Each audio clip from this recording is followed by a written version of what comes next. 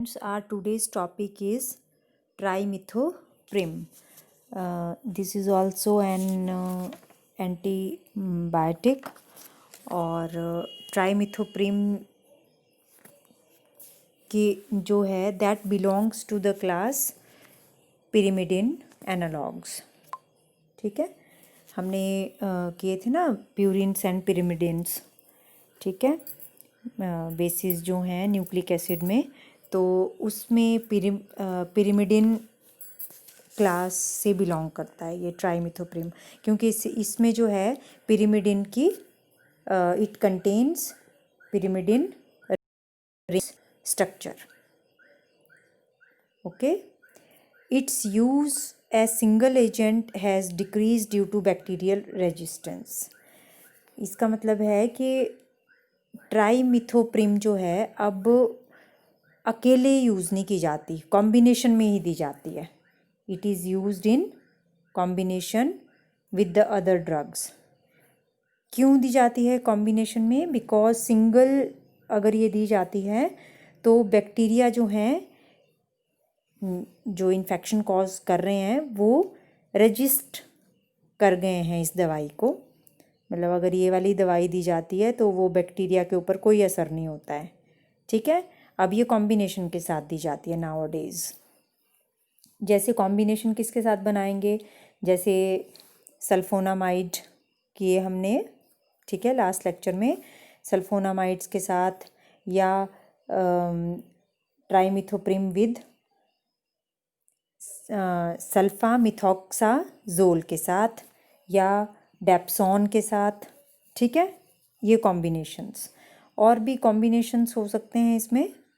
ठीक है, लेकिन आप लोगों ने जो है इसके कौन कौन से कॉम्बिनेशन हैं ये तो चलो 1 मार्क्स के क्वेश्चन के लिए कभी आ सकता है. सल्फाडाइजीन के साथ भी इसका कॉम्बिनेशन हो सकता है, या सल्फालीन के साथ भी हो सकता है, और उनके जो हैं वो डिफरेंट यूजेस फिर आगे बन जाते हैं. तो ये आप लोग देख लें इसका किस किस के साथ है ये जो कॉम्बिनेशन है. ठीक है, कुछ मैंने यहाँ पे लिख दिए हैं. तो when used in combination they exert broad spectrum activity against bacterial infection. मतलब फिर ये बैक्टीरियल इन्फेक्शन को मतलब मैक्सिमम बैक्टीरियल इन्फेक्शन को, ब्रॉड स्पेक्ट्रम में क्या सारे के सारे बैक्टीरियल इन्फेक्शन आ जाते हैं. ठीक है, ब्रॉड स्पेक्ट्रम में ग्राम पॉजिटिव बैक्टीरिया को भी और ग्राम नेगेटिव बैक्टीरिया को भी ये के इन्फेक्शंस को भी ये जो है वो क्योर कर सकता है जब ये कॉम्बिनेशन में लिया जाएगा. सिंगल यूज़ नहीं, कॉम्बिनेशन में जब ये लिया जाएगा. और ये जो ट्राइमिथोप्रिम है ये वाइट या पेल येलो इस कलर का होता है. स्मेल नहीं होती है इसमें, ऑर्डरलेस है, और क्रिस्टलाइन पाउडर होता है ये. ठीक है, अब इसकी केमिस्ट्री पे अगर हम आएँ या केमिकल स्ट्रक्चर पे अगर आएँ तो हमने किया ना अभी कि इट इज़ pyrimidine एनालॉग की क्लास में ये आता है ये ड्रग. तो दिस इज़ pyrimidine. ये देखिए यहाँ पे ये होती है ना pyrimidine की स्ट्रक्चर. ठीक है, जो कि आपकी क्या है, हीट्रोसाइक्लिक है. इसमें कार्बन, इस साइक्लिक रिंग में सारे के सारे कार्बन ही नहीं होते, कोई कार्बन के एक्स्ट्रा जैसे नाइट्रोजन है इसमें प्रेजेंट, तो ये हीट्रोसाइक्लिक है. हीट्रोसाइक्लिक pyrimidine रिंग प्रेजेंट है. ठीक है, तो pyrimidine तो ये है, दिस इज़ pyrimidine. लेकिन इस pyrimidine में इसका अगर केमिकल नेम की बात करें तो pyrimidine तो ये है, लेकिन pyrimidine के साथ इसमें और क्या क्या लगा हुआ है. pyrimidine में तो यहाँ पे H होता है इस पोजीशन पे और इस पोजीशन पे. ठीक है, लेकिन अगर यहाँ पे NH2 है तो कौन कौन सी पोजीशंस हैं ये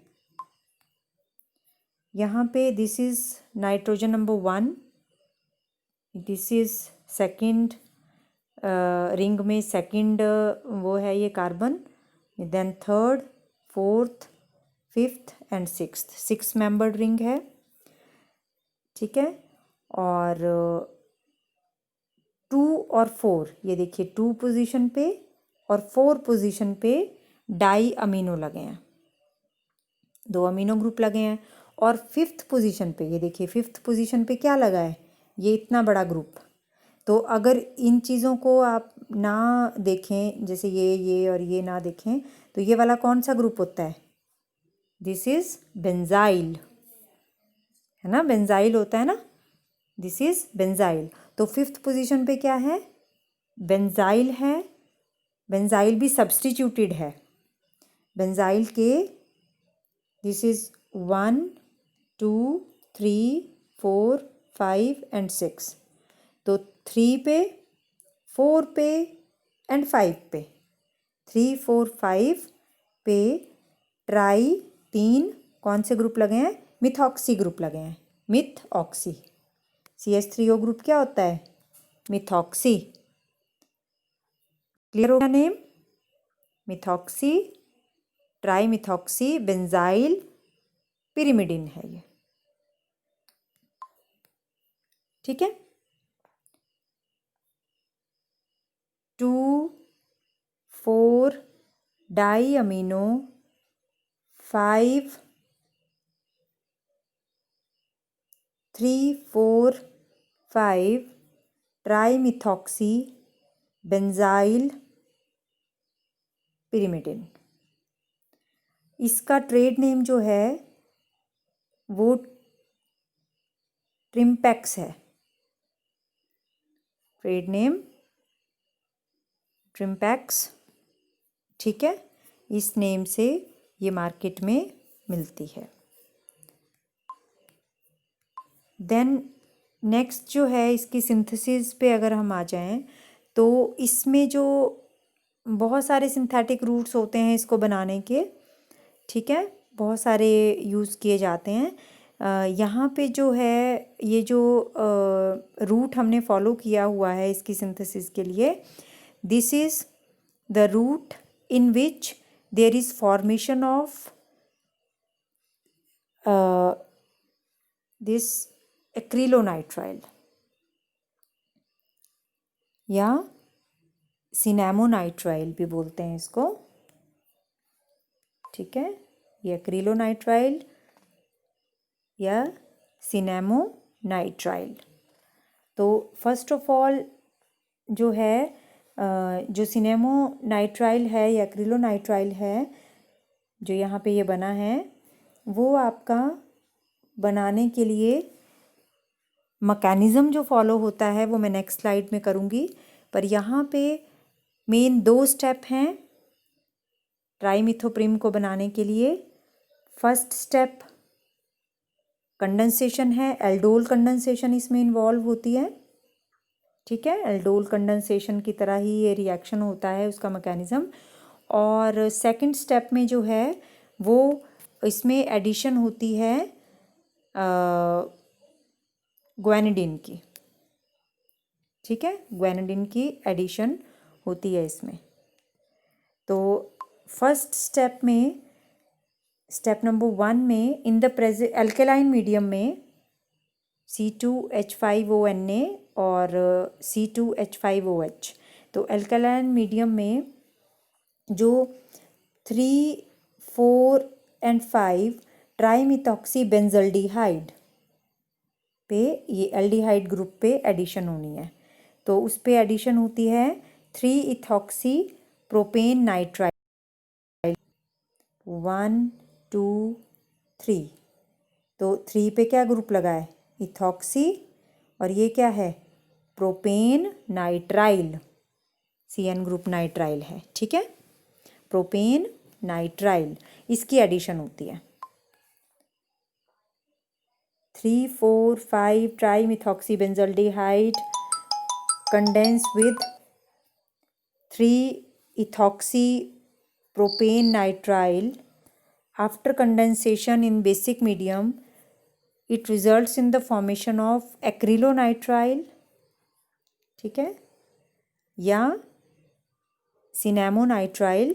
और यहाँ पे एडिशन है, जैसे देखिए यहाँ पे CH डबल बॉन्ड होता है ना, aldehyde group, CH double bond O, तो CH डबल बॉन्ड O पे इस वाले कार्बन पे एडिशन हो रहा है और यहाँ से जुड़ रहा है ये, इस वाले कार्बन से यहाँ पे जुड़ रहा है ये, और CN लगा हुआ है इस कार्बन के साथ, और ये वाला ग्रुप पूरा का पूरा ऐसे ही है, दिस ग्रुप। तो इसका नाम क्या हुआ? The name of this is 2, देखिए यहाँ पे 2-इथॉक्सी मिथाइल, इसको इरेज कर देते हैं, ठीक है। यहाँ पे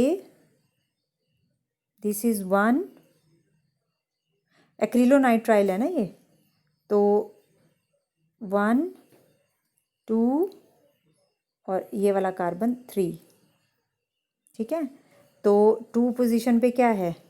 2 पोजीशन पे है इथॉक्सी मिथाइल, इथॉक्सी, C2H5 इथ हुआ ना, इथ के साथ ये ऑक्सी, इथॉक्सी, ये मिथाइल, 2-इथॉक्सी, 2 पोजीशन पे है ये, देखिए ये 2 पे इथॉक्सी मिथाइल, और 3 के साथ क्या लगा हुआ है? 3 के साथ है 3 4 5 trimethoxy phenyl, this is phenyl now, and acrylonitrile. Acrylonitrile आपका क्या होता है? CH2 double bond CH, C triple bond N, ये होता है एक्रिलोनाइट्राइल। लेकिन यहाँ पे ये जो H है ये भी सब्स्टिट्यूट हो गया हुआ है, और जो इसका एक H है वो भी सब्स्टिट्यूट हो गया हुआ है, ठीक है। इसका एक H जो है वो बेंजीन रिंग फिनाइल के साथ यहाँ पे मिथॉक्सी ग्रुप लगे हुए हैं, और जो ये वाला H है दैट इज सब्स्टिट्यूटेड बाय, इसको किसने सब्स्टिट्यूट किया हुआ है? इस H को, इसको सब्स्टिट्यूट किया हुआ है CH2O C2H5 ने, इथॉक्सी मिथाइल ने। क्लियर हो गया ये? तो ये थी आपकी एक्रिलोनाइट्राइल की प्रेपरेशन।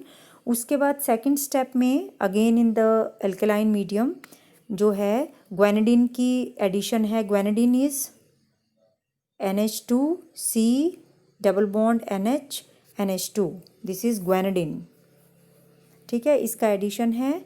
और जब ये ग्वेनेडिन की एडिशन होती है तो यहाँ पे साइक्लाइजेशन हो जाती है इसमें, ठीक है। और जो ये था इसके साथ इस पोजीशन पे यहाँ पे एडिशन होती है, ठीक है, CH2, और ये पिरिमिडिन ग्रुप जो है वो इसमें इनकॉर्पोरेट हो जाता है, पिरिमिडिन ग्रुप इनकॉर्पोरेट हो जाता है। तो ग्वेनेडिन जो है वो यहाँ पे यूज़ होता है, और ये आपकी जो है लास्ट में क्या बन जाता है? ट्राईमिथोप्रिम, ठीक है। 2 स्टेप्स हैं, फर्स्ट स्टेप कंडेंसेशन का है और सेकंड स्टेप आपका एडिशन का है। यहाँ पे एडिशन हो रही है इसकी और साइक्लाइजेशन भी हो रही है, ठीक है। तो ये थी इसकी सिंथेसिस। अब हम अगली स्लाइड में इसका मैकेनिज्म देखेंगे कि होगा तो एल्डोल कंडेंसेशन की तरह ही, जैसे एल्डोल कंडेंसेशन का मैकेनिज्म होता है, ठीक है। आपने पढ़ा है फर्स्ट ईयर में, एल्डोल कंडेंसेशन का मैकेनिज्म भी पढ़ा है अच्छे से तो ऑर्गेनिक केमिस्ट्री में। तो नेक्स्ट ये एल्डोल कंडेंसेशन है, इसमें एक्टिव हाइड्रोजन जो अल्फा हाइड्रोजन की एब्स्ट्रैक्शन होती है बेस की प्रेजेंस में। एल्कलाइन मीडियम लिया ना हमने, तो एल्कलाइन मीडियम में पहले जो ये प्रोपेन नाइट्राइल है, ठीक है, 1 2 3 इथॉक्सी प्रोपेन नाइट्राइल है ये। तो ये क्या करेगा? In the presence of base की प्रेजेंस में ये जो अल्फा हाइड्रोजन है this is abstracted by this C2H5O negative, ठीक है, ये एब्स्ट्रैक्ट कर लेगा। तो यहाँ पे क्या बन जाएगा? न्यूक्लियोफाइल, इसके ऊपर नेगेटिव चार्ज आ जाएगा, है ना। क्लियर हो रहा है बच्चे? ये यहाँ पे CH और एक H यहाँ पे है, एक H यहाँ पे है, CH2 है। तो जब यहाँ से हाइड्रोजन चला जाए, मान लो या ये वाली हाइड्रोजन गई या ये वाली गई, तो जब हाइड्रोजन चला जाएगा इसके साथ तो क्या हो जाएगा? यहाँ पे नेगेटिव चार्ज आ जाएगा CH के ऊपर, और ये न्यूक्लियोफाइल का जनरेशन हो गया। न्यूक्लियोफाइल जब बना, अब ये जो ये एल्डिहाइड ग्रुप है उसके ऊपर एडिशन होती है, ठीक है। तो एल्डिहाइड ग्रुप हमने किसके साथ लिया हुआ है? इस ग्रुप के साथ, 3,4,5 ट्राई मिथॉक्सी बेंजल्डिहाइड लिया हुआ है हमने। तो यहाँ पे पहले तो ये O की तरफ डिस्प्लेस हो जाएंगे पाई इलेक्ट्रॉन्स, एंड यहाँ पे न्यूक्लियोफाइल के लिए इलेक्ट्रोफिलिक सेंटर जनरेट हो जाएगा, और ये नेगेटिव चार्ज जो है वो इस कार्बन के साथ अटैच हो जाएगा। और यहाँ पे जो है टेट्राहेड्रल, है ना, टेट्राहेड्रल कार्बन जो है वो इंटरमीडिएट बन जाता है ना। टेट्राहेड्रल बन गया ना, ये कार्बन के ऊपर 4 बॉन्ड आ गए, O के ऊपर नेगेटिव चार्ज आ गया, एक H लगा हुआ है इसके साथ, और एक जो ये इनकमिंग ग्रुप था ये लग गया, जो ये वाला ग्रुप आया पूरा। ठीक है, तो जब इसका एडिशन हो गया ये टेट्राहेड्रल इंटरमीडिएट बन गया। और लास्ट स्टेप में जो है इन द प्रेजेंस ऑफ जो एल्कोहल है वो यहाँ पे O के साथ क्या आ जाता है, इस O के साथ आपका हाइड्रोजन इनकॉर्पोरेट हो गया। अब इसने H तो ले लिया फटाफट इससे, पर C2H5O नेगेटिव जो बचा, ठीक है, इथॉक्साइड जो आयन बचा वो जो है वाटर के रिमूवल में, डिहाइड्रेशन में हेल्प करता है। मतलब वो यहाँ से H ले लेगा, यहाँ पे डबल बॉन्ड आ जाएगा और यहाँ से OH भी रिमूव हो जाएगा, तो वाटर रिमूव हो जाएगा, डिहाइड्रेशन हो जाएगी in the presence of this ethoxide ion and the formation of cinnamonitrile. ठीक है, 2-इथॉक्सी मिथाइल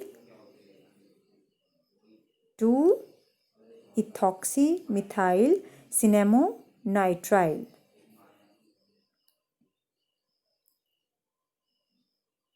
दिस इज 1, 2 पे इथॉक्सी मिथाइल है, इथॉक्सी मिथाइल, और फिर ये पूरा का पूरा जो ग्रुप है वो सिनेमोनाइट्राइल है। इसको चाहे आप ये बोल दो, सिनेमोनाइट्राइल बोल दो, या फिर आप इसको और क्या बोल सकते हैं, एक्रिलोनाइट्राइल भी बोल सकते हैं। 2-इथॉक्सी मिथाइल 3,4,5 ट्राईमिथॉक्सी फिनाइल एक्रिलोनाइट्राइल। ठीक है, कुछ भी बोल सकते हैं ना इसको, दोनों नाम दे सकते हैं इसमें।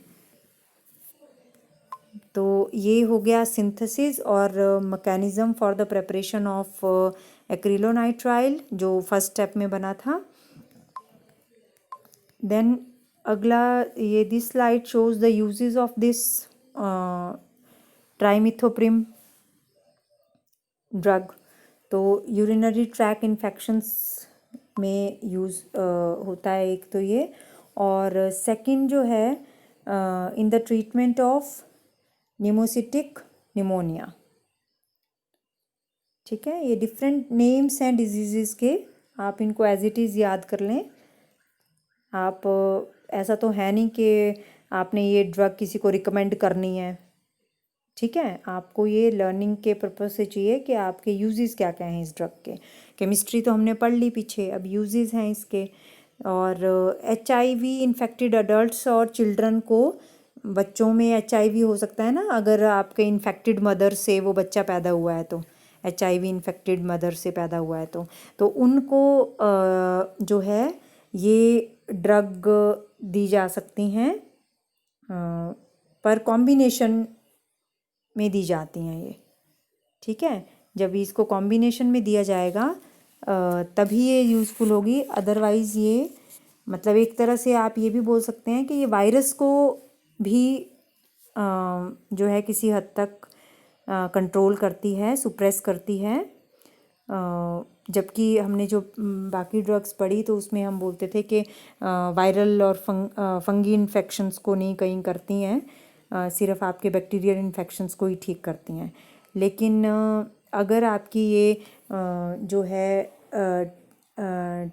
ट्राइमिथोप्रिम जो है वो सल्फामिथोक्साजोल के साथ कॉम्बिनेशन में दी जाती है, तो ये HIV इन्फेक्टेड अडल्ट्स या चिल्ड्रन को भी दी जा सकती है। ठीक है, और निमोनिया की ट्रीटमेंट में, यूरिनरी ट्रैक इन्फेक्शंस में, इवन की कई कॉम्बिनेशंस जो हैं वो आपके वेटनरी प्रेपरेशंस में भी काम आते हैं। वेटनरी डॉक्टर्स जो होते हैं ना, वो अपने दवाइयाँ बनाने में इनके कॉम्बिनेशंस का यूज़ करते हैं। तो जैसे आपकी ट्राइमिथोप्रिम सल्फाडाइजीन होती है जो, वो वेटनरी प्रेपरेशन के काम आती है। ओके। और जो इसके एडवर्स या साइड इफ़ेक्ट्स होते हैं वो क्या हो सकते हैं अगर ये दिया जाए, ये दवाई दी जाती है तो?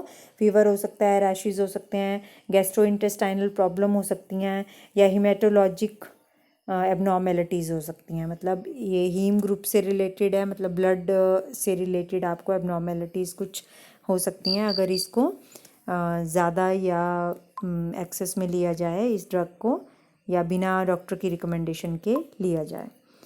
देन जो हमारी लास्ट स्लाइड है ये बताती है कि ट्राइमिथोप्रिम जो है वो बैक्टीरिया के ऊपर कैसे एक्ट करती है। हमने ये पढ़ा था ना कि बैक्टीरिया कहीं जो है सेल वॉल रप्चर करके जो है अंदर जाएंगे और प्रोटीन सिंथेसिस को रोक देंगे ड्रग्स, ठीक है, बैक्टीरिया की सेल वॉल को रप्चर करके, या फोलेट सिंथेसिस को डैमेज कर देंगे बैक्टीरिया की। तो जो ये ट्राइमिथोप्रिम है ये भी आपकी जो ड्रग होती है ये फोलिक एसिड को सिंथेसिस, बैक्टीरिया में फोलिक एसिड सिंथेसिस को इनहिबिट करती है, बैक्टीरिया की फोलिक एसिड सिंथेसिस को रोक देती है, ठीक है। और इवन कि हम ये नहीं बोल सकते कि फोलिक एसिड अब फोलिक एसिड बनाने के लिए बैक्टीरिया जो है वो कई स्टेप्स फॉलो करता होगा, है ना, उसके अंदर जो फोलिक एसिड बन रहा है, उस फोलिक एसिड की सिंथेसिस के दौरान जो लास्ट स्टेप होता है in bacterial folic acid synthesis, that is catalysed by an enzyme. वहाँ पे एक एंजाइम का यूज़ होता है उस स्टेप में, फोलिक एसिड जब बैक्टीरिया बना रहा होता है तो वो उस एंजाइम का क्या नाम है? डाईहाइड्रोफोलेट रिडक्टेज। जहाँ पे एज आ जाता है ना बच्चा, वो एंजाइम्स होते हैं, एज आएगा जिनके लास्ट में। तो ये इस एंजाइम के को ही रोक देता है, मतलब इस एंजाइम की प्रोडक्शन नहीं होगी, ये एंजाइम ही नहीं होगा तो फिर कैटेलाइज कैसे होगा रिएक्शन, ठीक है। तो मान लो आपका फोलिक एसिड बनना है बैक्टीरिया का, और मान लो यहाँ पे रिएक्टेंट हैं जिससे फोलिक एसिड बनना है, और इसमें इस रिएक्शन में एक कैटालिस्ट यूज़ होता है, उसी कैटालिस्ट की प्रेजेंस में ये फोलिक एसिड बनना है बैक्टीरिया का। वो कैटालिस्ट कौन है? डाईहाइड्रोफोलेट रिडक्टेज है, वो रिडक्शन करता होगा इसकी रिएक्टेंट की। तो उसी वही कैटालिस्ट नहीं होता, मतलब उसी को ही ख़त्म कर देता है ये जो ट्राइमिथोप्रिम है ड्रग। तो जब यही नहीं होगा तो फोलिक एसिड नहीं बनेगा, फोलिक एसिड नहीं बना बैक्टीरिया में तो बैक्टीरिया मर जाएगा, क्योंकि ये ड्रग्स जो हैं उन्हीं बैक्टीरिया के लिए दी जाती हैं जो अपना फोलिक एसिड खुद सिंथेसाइज करते हैं, which synthesize their own folic acid. ये उन्हीं में ही इफ़ेक्टिव होते हैं, ठीक है। और जो है तो फोलिक एसिड या जो फोलिक एसिड का प्रेपरेशन है या फोलेट मेटाबॉलिज्म है वो तो ह्यूमंस में भी होता है ना। तो अब तो इसका मतलब वो ह्यूमन के फोलेट या फोलिक एसिड को बनने सिंथेसाइज करने को भी रोक सकती है ड्रग। लेकिन ये इस ड्रग की ये खासियत है कि वो बैक्टीरिया का करेगा, लेकिन this drug has no interference in human folate metabolism. Human folate metabolism में ये इंटरफेयर नहीं करता है, ठीक है। जबकि ये बैक्टीरियल उसमें कर जाएगा। ये क्यों नहीं करता ह्यूमन फोलेट मेटाबॉलिज्म में? बिकॉज ऑफ लेस सेंसिटिविटी, है ना, लेस सेंसिटिव होता है ये टूवर्ड्स मैमेलियन डाईहाइड्रोफोलेट रिडक्टेज के। मैमल्स में भी डाईहाइड्रोफोलेट रिडक्टेज ही यूज़ होगा, लेकिन जो मैमेलियन डाईहाइड्रोफोलेट रिडक्टेज होता है उसके लिए ये लेस सेंसिटिव होती है ये ड्रग, तो इसलिए ये इंटरफेयर नहीं करती है ह्यूमन फोलेट मेटाबॉलिज्म में, ठीक है। तो दिस इज़ ऑल अबाउट ट्राइमिथोप्रिम, इसमें हमने इसकी केमिकल स्ट्रक्चर की है ना, पिरिमिडिन देख लेना है आपने, पिरिमिडिन स्ट्रक्चर से ही आगे इसका एक्सटेंशन है, इसका केमिकल नेम, इसका ट्रेड नेम और इसके यूजेस, इसके साइड इफ़ेक्ट्स, ये कैसे एक्ट करता है बैक्टीरिया के ऊपर, और मेन इसकी सिंथेसिस में इसके 2 स्टेप्स हैं। एक कंडेंसेशन का है जो कि एल्डोल कंडेंसेशन की तरह ही होता है, और उस कंडेंसेशन का मैकेनिज़्म भी हमने किया, फर्स्ट स्टेप का पूरा मैकेनिज़्म किया। और सेकंड स्टेप में हमने उसका मैकेनिज़्म नहीं किया, उसमें जस्ट एडिशन है ग्वेनिडिन की टू द एक्रिलोनाइट्राइल या सिनेमोनाइट्राइल। ठीक है, so this is all about today. Thank you so much students.